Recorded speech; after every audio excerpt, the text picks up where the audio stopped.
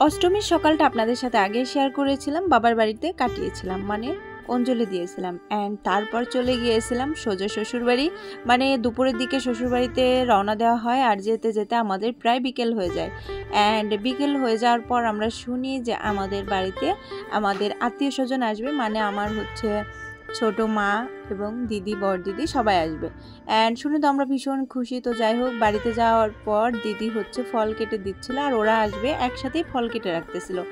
আর এই তো এটা হচ্ছে আমার বড় ভাসুর আর বড় দাদা, যে সবাই মিলে সবাই গল্প করছে এবং খাচ্ছে। আর এই মুহূর্তগুলো অনেক বেশি স্পেশাল, কারণ আমার ছেলে মেয়ে থেকে শুরু করে আমার পরিবারের সবাই বাড়িতে আসলে অনেক বেশি হ্যাপি ফিল করে। আর সত্যি এটা প্রত্যেকের ক্ষেত্রেই আমার মনে হয়। আর দাদা তো সবসময় পাঞ্জাবি পরে, দাদার ভীষণ পাঞ্জাবি পছন্দ, এবং এই কারণে সে তার ছোট ভাইকেও একটা পাঞ্জাবি দিল যে তুই একটা পাঞ্জাবি পর।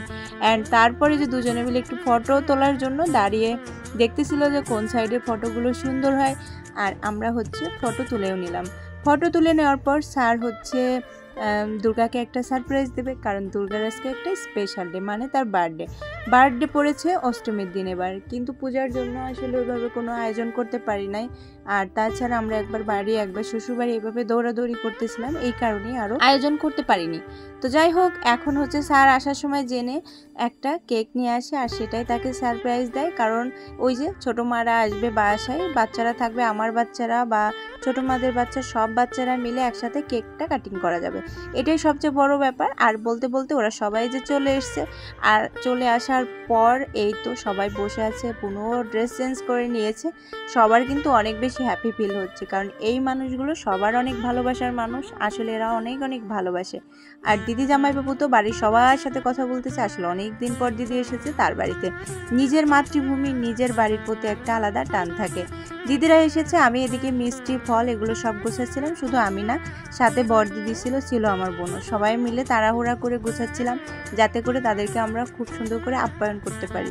পরিবারের মেয়ে বাড়িতে এসেছে, তাকে আদর আপ্যায়ন না করলে হয়? জামাই এসেছে।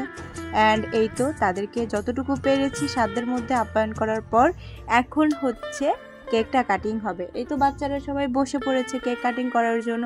আর বাচ্চাদের কি কেক কাটিং করতে বসে কি আর তর্স হয় বলেন? না মানে, আর আমাদের বাচ্চাগুলো তো এমনিতেই এই ব্যাপারগুলোতে তর্স হয় না। এই তো তারা এখন কেক কাটিং করে নিচ্ছে, খুবই হ্যাপি তারা, কি বলবো। এই জন্যই কেকটা আরও আনা হয়েছিল, যেহেতু বড়রা আমরা খাবো না, কারণ অষ্টমীর দিনে বড়রা কেউ এই বাড়িতে ভাত খায় না, মানে আমাদের এই শ্বশুরবাড়ির অঞ্চলে ভাত অষ্টমীতে খায় না, কোনো দানা মুখে নেয় না, জাস্ট লুচি এবং ছোলার ডাল, এইগুলো আর কি, এটা ওদের ঐতিহ্য। আর এই কারণেই বড়রা কেউ খাবে না, ছোটরা সবাই একটু একটু করে কেকগুলো মুখে নিচ্ছিল।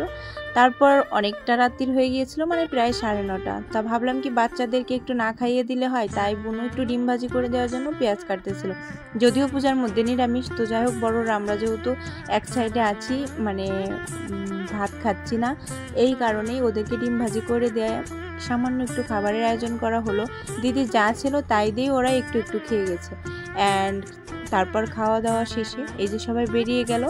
আর এবারে এসেছি কাকিমণির ঘরে। কাকিমণির ঘরে এসে বড়দিদিকে একটু পান বানিয়ে দিচ্ছিলাম। বড়দিদি তো ভাত খায়নি, ওই বিয়ান দিদিও ভাত খায়নি, এই কারণে হচ্ছে ওদেরকে বারবার বলতেছিলাম তোমরা একটু লুচি খাও, একটু তরকারি, কিন্তু শুনতেই ছিল না।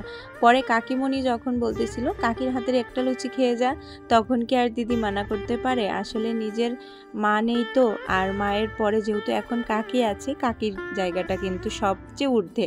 অ্যান্ড কাকি যেহেতু বলেছে, এই জন্য হচ্ছে দিদি বলতেছিল অল্প একটু দাও, আমি এই জন্য বেড়ে দিচ্ছিলাম। নুপুরদি ব্যস্ত ছিল, আর কাকিমণি পড়ে গিয়ে হাতটা অনেকটা ব্যথা পেয়েছে, মানে ভেঙেই গিয়েছে। এই জন্য কাকিমণি আর দিতে পারছে না, আমাকে বলছিল যে রিঙ্কু আমি তোমাকে দেখিয়ে দিচ্ছি, তুমি দাও।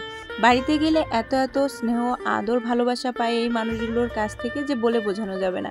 আমার আসলে সত্যি ফিল হয় না কখনো যে আমি শ্বশুর বাড়িতে এসেছি, সব সময় মনে হয় আমি যেন বাবার বাড়িতেই আছি।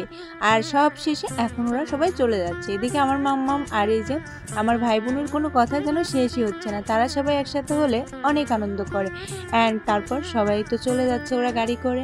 আর আজকের মতো ভিডিওটি এখানে এন্ড করে দিচ্ছি। সবাই ভালো থাকেন এবং সুস্থ থাকবেন। ভালো লাগলে ভিডিওটি অবশ্যই শেয়ার করে সবার মাঝে ছড়িয়ে দেবেন। আবারও দেখা হবে নেক্সট কোনো ভিডিওতে, সেই পর্যন্ত টাটা সবাইকে।